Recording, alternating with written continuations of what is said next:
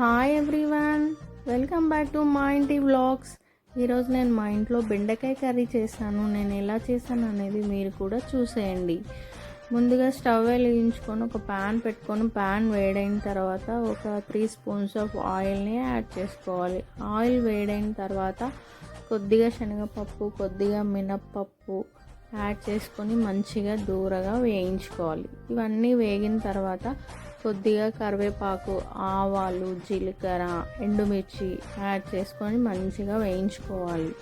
మంచిగా brownish colour వచ్చేంతవరకు వేయించుకున్న తర్వాత మనము ముందుగానే బెండకాయలు ఒక హాఫ్ అన్ అవర్ ముందే కట్ చేసి గాలికి మంచిగా ఆరబెట్టుకొని పెట్టుకోవాలి. తడి లేకుండా ఆరబెట్టుకొని పెట్టుకోవాలి.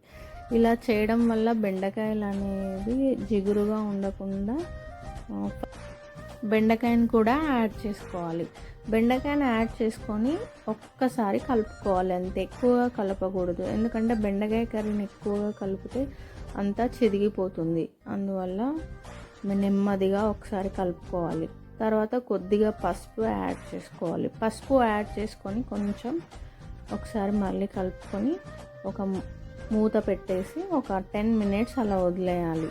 ఉప్పు మాత్రం బెండకాయలో ఎప్పుడైనా లాస్ట్లోనే యాడ్ చేసుకోవాలి. లేదంటే బెండకాయ అంతా మెత్తగా అయ్యి చిరిగిపోతుంది అంతా.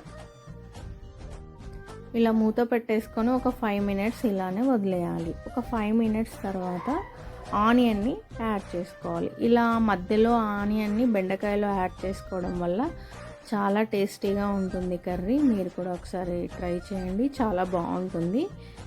ఇలా ఆనియన్ని యాడ్ చేసుకొని ఒకసారి అంతా మళ్ళీ కలుపుకొని మూత పెట్టేసుకొని ఒక 10 మినిట్స్ అలానే వదిలేయాలి. 10 మినిట్స్ తర్వాత బెండకాయ ఉడికిందో లేదో ఒకసారి చూసుకోవాలి. బెండకాయ అంతా చాలా మెత్తగా ఉడికిపోయింది. ఇలా ఉడికిన బెండకాయలు నేను ఇక్కడ ఒక 1.5 స్పూన్ కారంని యాడ్ చేసుకుంటున్నాను. కారం అంతా యాడ్ చేసుకున్న తర్వాత కొంచెం తగినంత ఉప్పును కూడా యాడ్ చేసుకోవాలి. ఒకసారి అంతా కలుపుకోవాలి. ఒకసారి అంతా బాగా కలుపుకున్న తర్వాత ఒక స్పూన్ ధనియాల పొడి యాడ్ చేసుకొని నెమ్మదిగా కలుపుకోవాలి. అంతే, బెండకాయ కర్రీ చాలా సింపుల్గా రెడీ అయిపోతుంది. ఒక 10 మినిట్స్లో రెడీ అయిపోతుంది. లాస్ట్లో కొద్దిగా కొత్తిమీర యాడ్ చేసుకొని కలుపుకుంటే చాలా బాగుంటుంది.